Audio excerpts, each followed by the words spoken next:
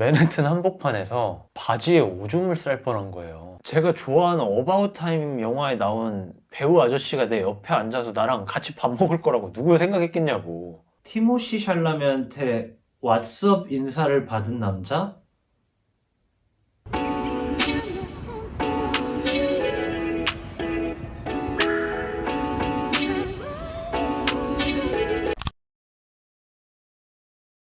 제가 어렸을 때 나홀로 집에라는 영화를 보고 그때부터 좀 시작됐던 것 같아요. 뉴욕에 관한 로망이. 나홀로 집의 2편을 보면 뉴욕이 배경입니다. 케빈이 뉴욕에서 막 도둑들하고도 옥신각신하고 나름의 재미도 즐기는 장면들이 나오는데, 그거를 보고 처음으로 야, 이런 도시가 있다고 알게 된 거죠. 진짜 으리으리한 세계 최고의 대도시. 그 화려함 같은 거에 좀 압도되고, 그 이후부터도 계속 한 번쯤은 저기 가보고 싶다, 이런 환상 같은 게 좀 있었던 것 같아요. 그 이후로도 뉴욕 하면 항상 이야기되는 어떤 모든 것의 중심, 화려함, 그리고 정말 다양한 인종과 문화가 섞여드는 자유로움, 다양성, 이런 것들이 좀 매료되면서 언젠가 한 번은 내가 저기에서 여행해보고 싶다, 또 지내보고 싶다, 이런 생각을 늘 갖고 있었던 것 같습니다.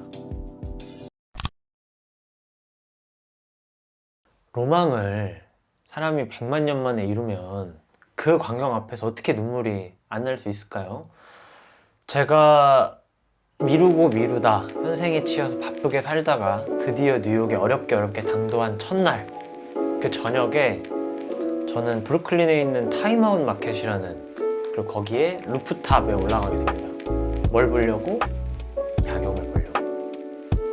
브루클린 브릿지가 펼쳐져 있고 그 너머로 맨해튼의 남쪽이죠, 로어 맨해튼, 그 야경 마천루가 펼쳐지는 그 장면을 보면서 저는 빌리 조엘의 뉴욕 스테이트 오브 마인드라는 음악을 들었습니다. 눈물이 어떻게 안 나, 거기서.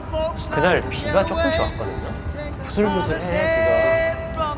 근데도 이거는 뭐 움직일 수가 없을 정도로 너무 혼자 감격스러워가지고 막 청승맞게 이걸 특별히 더 하고 싶었던 이유는, 저한테는 뮤직 버킷리스트라는 게 있어요.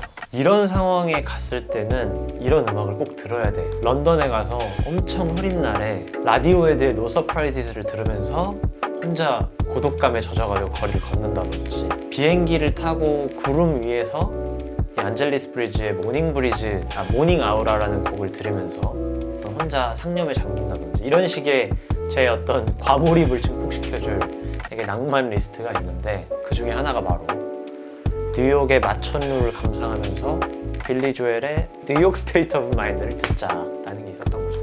그래서 그걸 실제로 실행하던 날 너무 감격스러워서 울었을 거예요, 아마. 네, 눈물 한두 방울 좀 났던 걸로 기억을 합니다. 첫날 첫 식사 자리에서 만난 사람이 누구다? 영국 배우 아저씨 해리 헐든 패튼, 이분이셨다. 말이 됩니까? 제가 처음 첫날 식사를 루꼴라라는 되게 귀여운 로컬 식당에 갔는데 자리가 없어가지고 어떤 아저씨하고 바자리에 이렇게 나란히 앉게 된 거예요. 있다 보니까 너무 어색해가지고 제가 이제 그거를 깨려고 말을 걸었죠. 알고 보니까 영국인 배우고 지금도 넷플릭스 촬영을 하러 뉴욕에 왔다는 거예요. 거기서 너무 웃기잖아요. 어떻게 이런 경우를 또 보지? 어떻게 하다가 제가 어바웃 타임이라는 영화를 너무 좋아한다, 그 얘기가 나온 거예요. 근데 갑자기 그 아저씨가 쓱 웃더니 나 거기 나왔는데? 아니 너 뭘로 나왔냐 했더니 거기 루퍼트라는 역할이 있어요. 그러니까 레이첼 맥아담스가 잠깐 데이트를 하는 상대의 남자 배우가 있는데 그게 자기라는 거예요. 고대하던 뉴욕 여행 첫날 첫 식사 자리에서 옆에 앉은 아저씨가 내가 되게 좋아하는 영화에 나온 배우 아저씨라는 게, 내가 그게 너무 웃기고 신기하고 재밌다고 막 그 얘기를 했더니 그 아저씨가 저한테 웃으면서 하는 말, This is New York. 나 진짜 거기서 약간 소름 돋았잖아. 내 이번 여행은 뭔가 어떤 일이 펼쳐질지 모르겠다. 너무 재밌었던, 그렇게 같이 식사를 하고 조잘조잘 대화를 하다가 쿨하게 헤어졌던. 헌책방이자 카페이자 바로도 운영을 하고 있는 브루클린 부시윅 동네에 위치한 몰라시스 북스. 여기는 말 그대로 진짜 헌책도 팔고 그러면서 커피도 한 잔 마실 수 있고 밤에는 술 한 잔 하기도 좋은 되게 조그만한 공간이죠. 그 투박한 나무 서가, 삐걱거리는 바닥, 높은 층고랑 빽빽하게 꽂혀있는 책, 이런 것들에서 오는 굉장히 편안하면서도 또 거기에 머물고 있는 사람들의 자유로움 같은 것들이 느껴져서 아, 여기 정말 매력적이다. 흔히 사람들이 말하는 로컬 바이브가 아주 물씬 풍기는 곳이었거든요. 주인장이 너무 멋있었던 게 굉장히 쿨하면서도 세심한 응대를 좀 느꼈습니다. 제가 이제 자리가 애매해가지고 바 쪽에 그냥 혼자 불편하게 앉으려고 했는데 그걸 이 사람이 감지를 한 거죠. 그러다가 저한테 슥 물어보는 거예요. 의자를 어디서 딱 갖고 와가지고 여기 앉고 저 옆에 있는 사다리 그거 그냥 테이블로 써? 라고 딱 해주는 거예요. 오, 이게 뭐 어떤 브루클린의 낭만인가? 이러고 이제 감탄을 하고 쫄래쫄래 가가지고 혼자 벽에 등 대고 앉아서 사다리에다가 이제 커피를 넣고 이러고 있는데 그럼 한 3, 4분 지났나? 갑자기 주인이 어디서 다른 의자를 하나 가져오더니 생각해보니까 테이블로는 이게 더 낫겠다. 이거 써라. 하고 사다리를 쓱 가져가더라고. 어떻게 안 반합니까? 이런 곳에. 지나가면서 씩 웃으면서 저한테 그렇게 한마디 하고 가는 주인장한테 제가 또 한 번 치이고, 그리고 여기가 책방이다 보니까 단골 손님들하고 막 책에 대한 이야기를 하는데 엄청 또 진지하고 멋있게 막 거의 토론하듯이 얘기도 하고, 그리고 창가 쪽에서는 볕이 싹 들어오는데 여유롭게 커피 마시면서 책 읽는 사람들도 있고, 이런 전반적인 분위기가 편안하면서도 자유롭고 동네에 있었으면 정말 매일같이 출석하고 싶은 이런 멋진 장소였다. 오줌 쌀 뻔한 남자가 여기 있습니다. 2주 동안 뉴욕에서 3번 정도의 위기를 거쳤는데요. 그 중에 한 번이 이제 여행이 한 중반쯤 됐을 것 같아요. 로어 이스트 사이드의 굉장히 귀여운 브런치집에서 식사를 만족스럽게 마치고, 나 위기 상황 올 거 다 아니까 한번 화장실 갔다 갈게. 갔다 옵니다.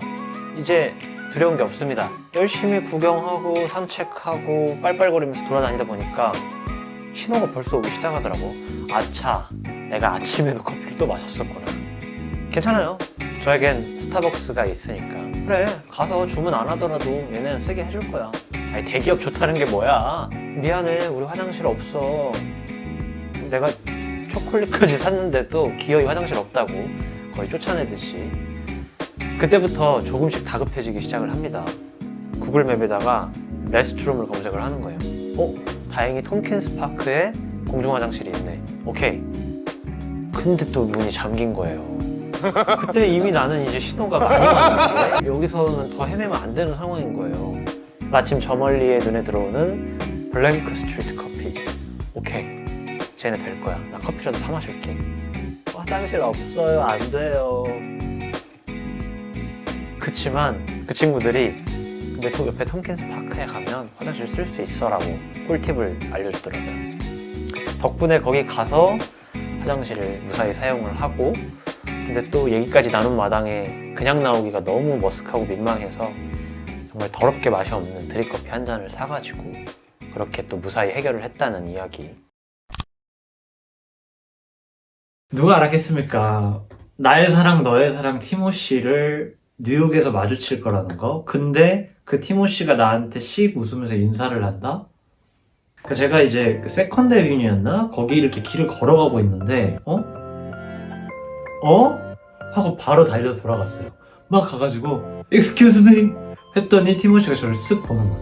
그래서 나는 이제 사진 찍고 싶어가지고 너무 팬이라고 I'm your fan 어쩌고저쩌고 하는데, 사실 티모시가 이런 상황을 얼마나 많이 겪어봤겠어요. 전 세계에서.